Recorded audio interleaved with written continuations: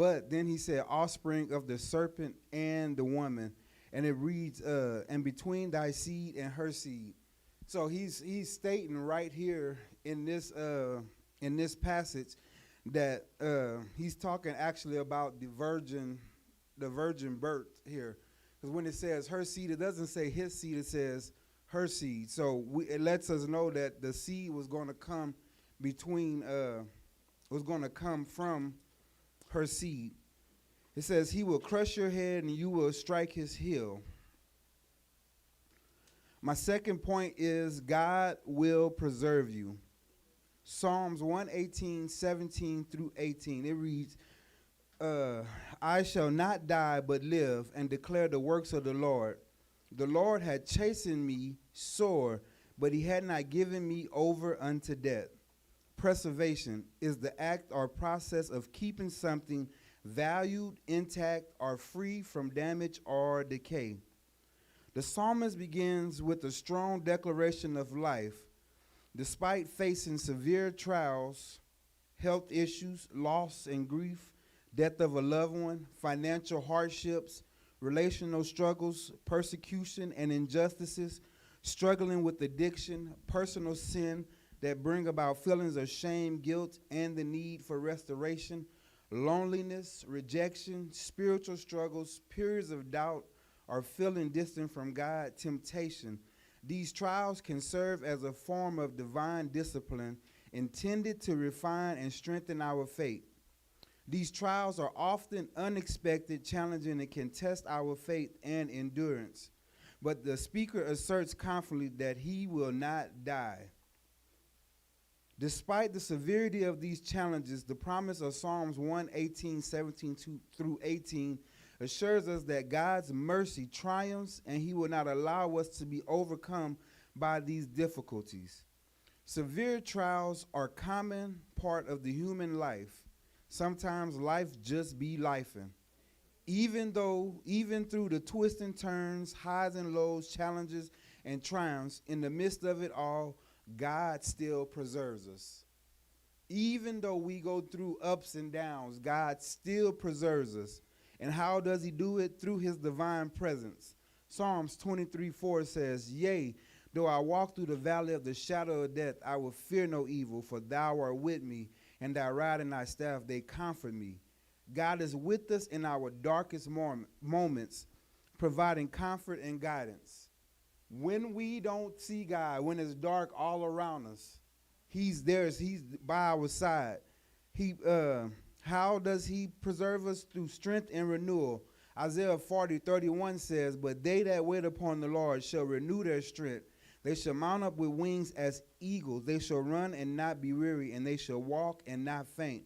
God gives us the strength to endure and rise above our trials.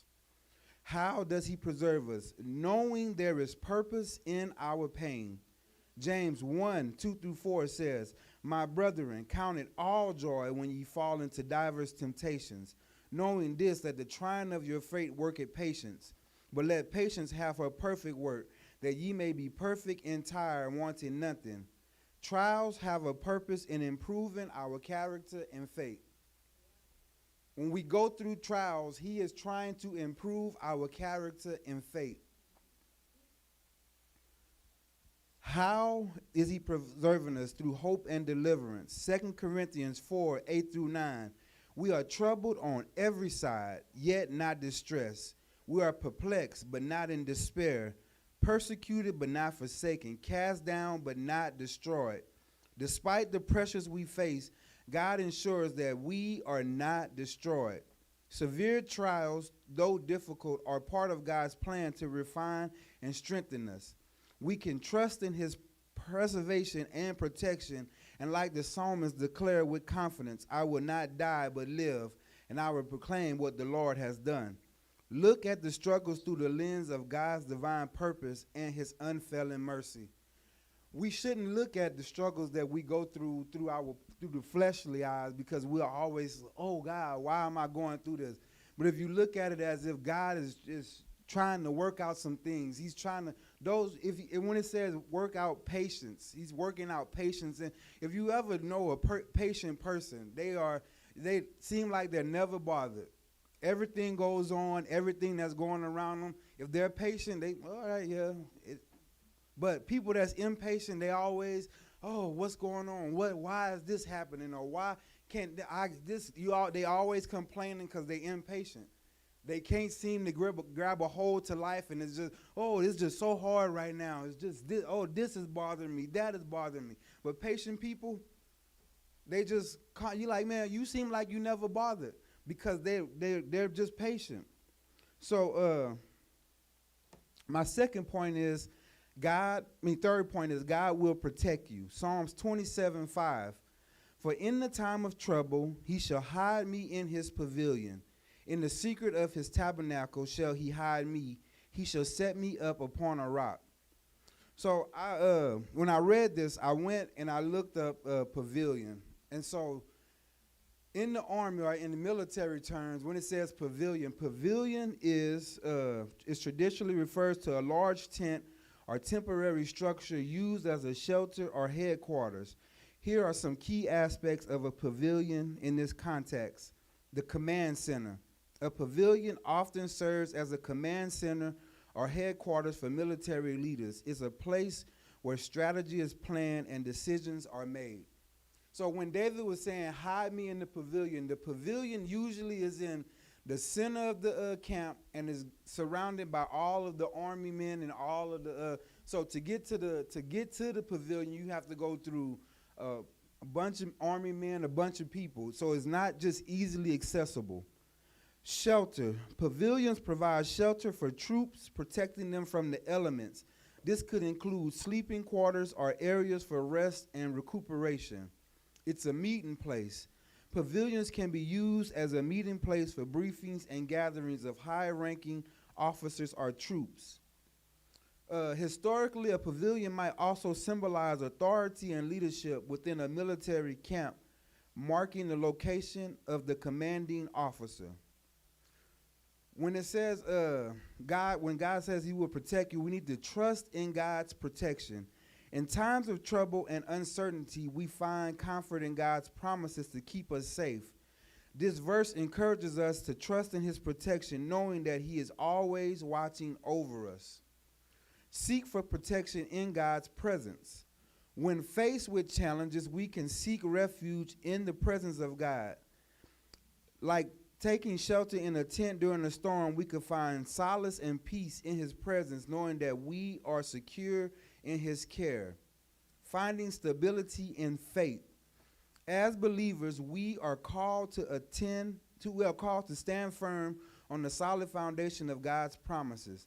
Just as a rock provides stability amidst shifting sands, our faith in God gives us strength and stability in the midst of life's uncertainties. God is our ultimate protector, shelter, and rock of stability.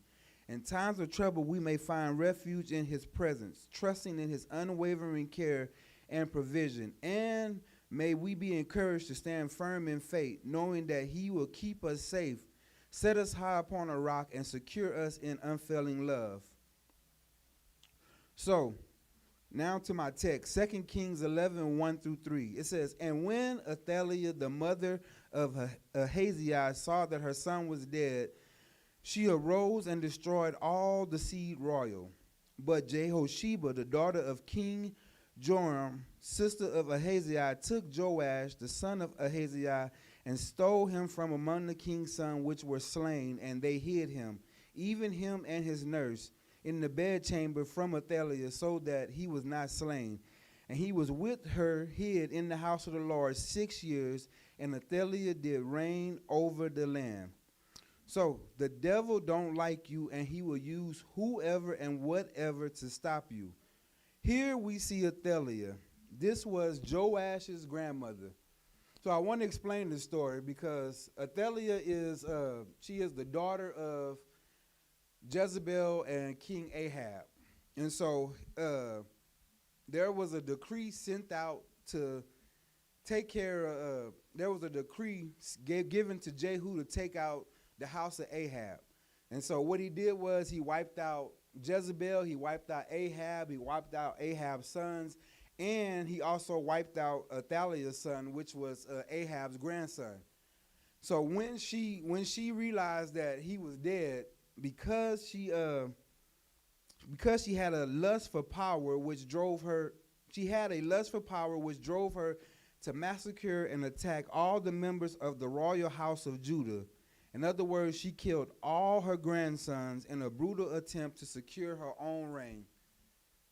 Here it is, the grandmother killed everybody that was supposed to or who could take the seat. She killed them all because she had a lust for power.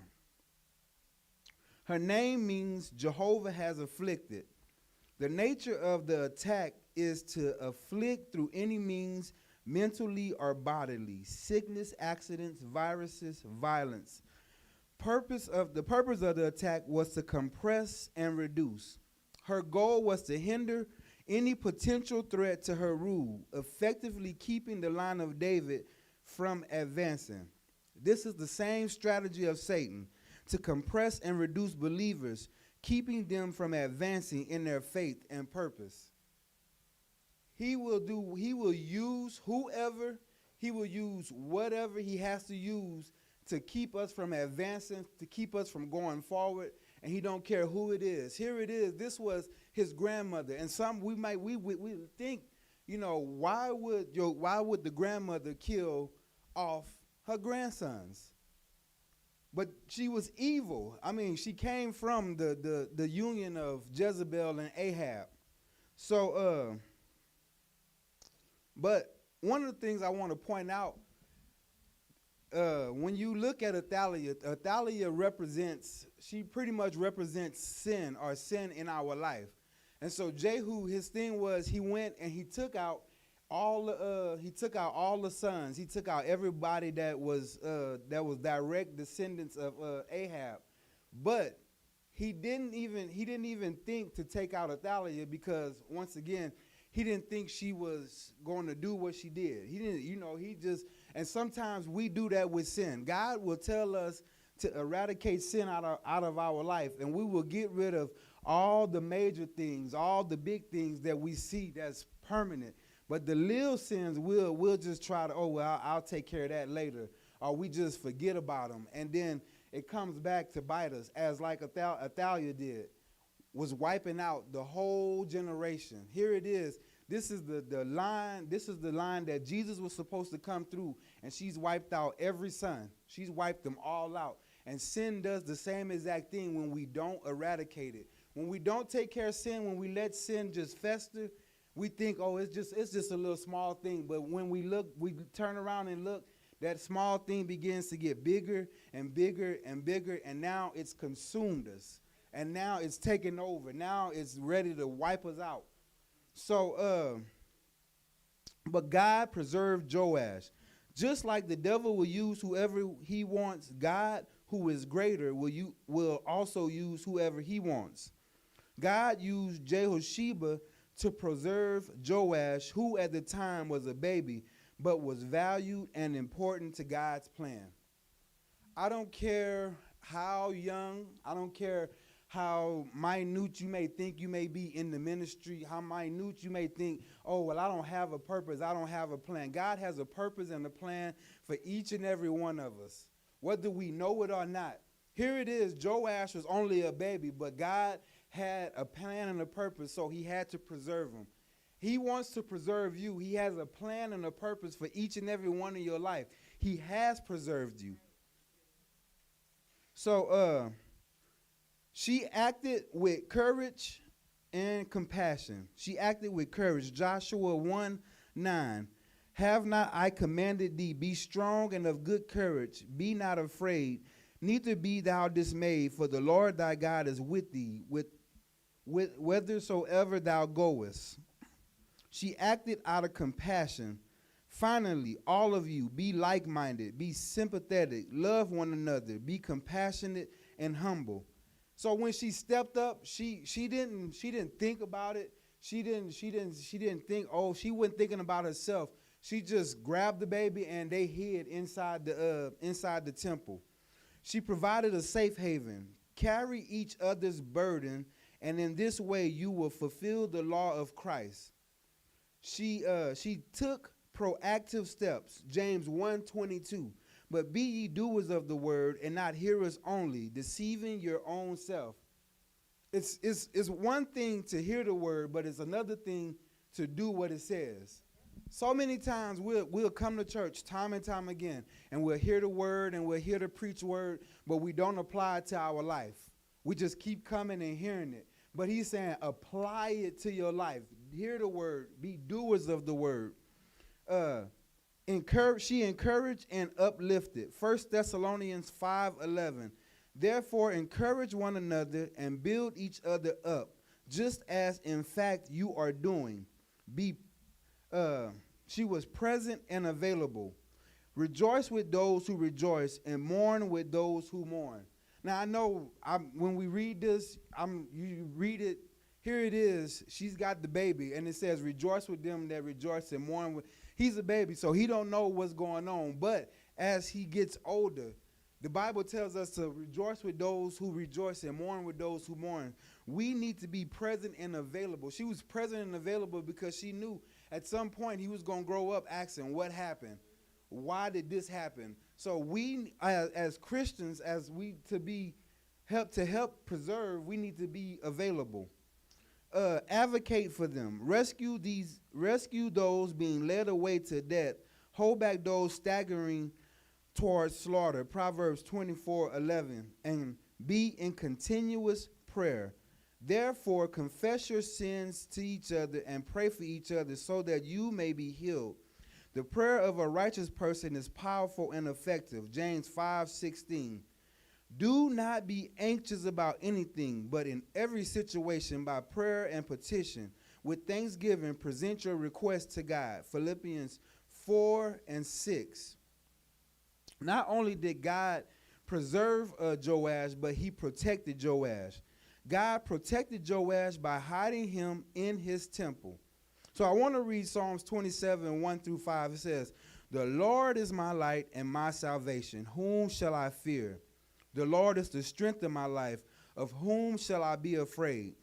When the wicked, even my enemies and my foes, came upon me to eat up my flesh, they stumbled and fell. When the wicked, here it is, when the wicked came upon Joash, when the wicked came upon Joash, they couldn't even get to him because God had a remnant. He had somebody there that was there to save him and bring him into the temple. It says, though an host should encamp against me, my heart shall not fear. Though war should rise against me, in this will I be confident. One thing have I desired of the Lord, that I will seek after, that I may dwell in the house of the Lord all the days of my life, to behold the beauty of the Lord and to inquire in his temple. For in the time of trouble he shall hide me in his pavilion. In the secret of his tabernacle shall he hide me. He shall set me up upon a rock. For in the time of trouble he shall hide me. So many times we're dealing with things and we got things that are hitting us from the left, from the right. As it says, we are perplexed on each side. We got this coming from this way and this coming from that way. And we're asking God, what is going on? And he's saying, here David was saying, he said, even when they encamp round about me, even when one thing has he desired of the Lord that he will seek after, that he may dwell in the house of the Lord all the days of my life, to behold. So the interesting thing about this is when David said this, there was no temple. There was no church. There was no building for him to go to. So how could he say how can he say that I want to dwell in the house of the Lord? His thing was, I want to be in the presence of God all the days of my life. In everything that I do, in every place in every situation that I am, when it's hard, when everything is coming against me, when I don't understand it, I want to be in the presence of the Lord all the days of my life. When they attacking my name, when they bringing down, they talking about me, I want to be in the presence of the Lord. Because why? In the presence of the Lord is where there's joy. In the presence of the Lord is where there is peace. In the presence of the Lord is where there is protection. In the presence of the Lord is where he preserves me. When you're in the presence of the Lord, he will begin to reveal some things. As I said, the pavilion is the secret place. The devil can't just come into the pavilion. He just can't get in because he's got to go through the wall. He got to go through God. He got to go through Jesus. He's got to go through. It's just not accessible. So here it is. He's saying, I want to be in the pavilion of the Lord, because in the pavilion of God, that's where the secrets are. He began to reveal secrets to us. So many times we're struggling, and the devil, his plan is to get you distracted. I got to get you distracted so you don't focus. He don't so much want you to worship him, but his other thing is he don't want you to worship God either. So if he can get you to the point where you just thinking about me, it's all about me. I got to make sure I'm taken care of. I got to make sure that I do this. I. He don't care that you're not worshiping him. His thing is, okay, that's fine. But when we tap into getting into the presence of the Lord, now the devil begins to fight on every hand. Now the devil will try to take you out. Now the devil will try to send everything. He will use whoever. Look at how close this Joash was to being killed. This was his grandmother from unexpected sources. So many times we get attacks from unexpected sources. Our kids, our family members, our co-workers, our boss. We don't be expecting it, but here it is. Here comes the attack. Because why? The devil is always on his job. He is always on his assignment. He has been given his orders already in the beginning. When he did what he did with Adam and Eve, God told him he's gonna bruise your head. So his thing is, I gotta do whatever I can to get them that they don't do what they're supposed to do, that they don't worship God, that they don't have a relationship, that they don't be in the presence. So many times we get distracted because of life's trials. Those trials, those things, they just nag at us. And then so the devil's like, yeah, what you gonna do about this? But you have to learn to get in the presence. I want to go back to Psalms 118, because when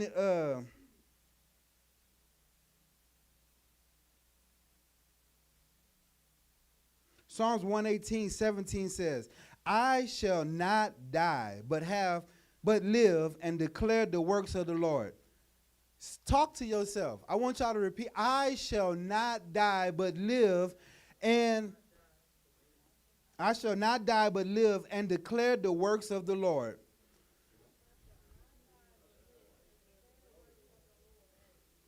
David was saying this, and this is a declaration.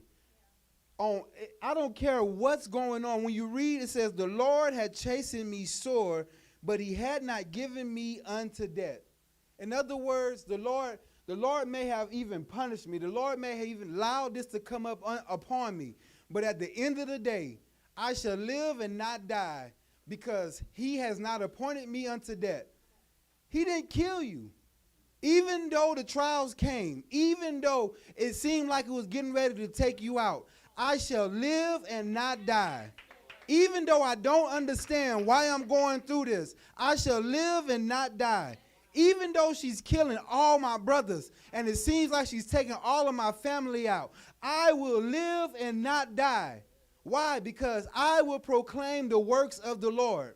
So when you finish reading Joash, it goes, the next part of the story is it says this in Psalms, it says he will lift them up on a rock. But here it is, when you read the next part of the story, they gets together, and it's after 6 years. This woman has reigned for 6 years. Sin has reigned for 6 years because they didn't take care of it, or they didn't eradicate it when they were supposed to. But after 6 years, God, once again, he brings them out. Here it is. He's 7 years old, one of the youngest kings of Israel. And so they put him on the rock, and they're standing. They come out, and they when she finds out that he's alive, they go under his orders, and he orders her to be killed. And this is how God will do. This is how God will preserve us. When people think, oh, they'll see you going through, and they'll see the heartaches, and they think, man, you ain't never gonna make it from that. You shouldn't have made it from it. But here it is. Here you come out standing up strong and tall, because why? God has preserved you. Why? Because you have been in the secret place of the Most High, because you have been in relationship with God. You know, this is what it's about being under the pavilion. When you get under the pavilion and you get in his presence, you begin to he'll tell you secrets. When you're going through, he'll hide you. He'll hide you for a season so he can work out some of those things that he needs to work out, so that he can build you up, so that he can make you strong. That way, when he sets you upon the rock and they say, I thought you was dead, I will live and not die. I thought you was supposed to be taken out. Nope, I'm going to live and not die, because why? I got a testimony to tell. I done been through something. I done been through, you have a testimony. Don't look at your trials and your tribulations as, oh my God, woe is me. Oh, I'm being punished. No, look at it as God is giving you a testimony, because he wants you to be the living proof of his preservation and protection. He wants you to be the living proof, the living example of his preservation. He wants to preserve us, and he wants to preserve other people, and he's going to use your testimony. That's why, like I said, no one, minute, I don't care how minute you may think you are. Oh, I'm just a member of the church. You still have a purpose. I don't know what I'm supposed to do. You still have a purpose. At the end of the day, you still have a purpose. God has called you to this work. It's for you to find out what it is. It's for you to go into the pavilion and say, Lord, I want to dwell in your presence. I want to get to know you. I want you to reveal to me what it is that you have for me. Amen. So the altar is open. I know it's short, but if you need prayer, we have altar workers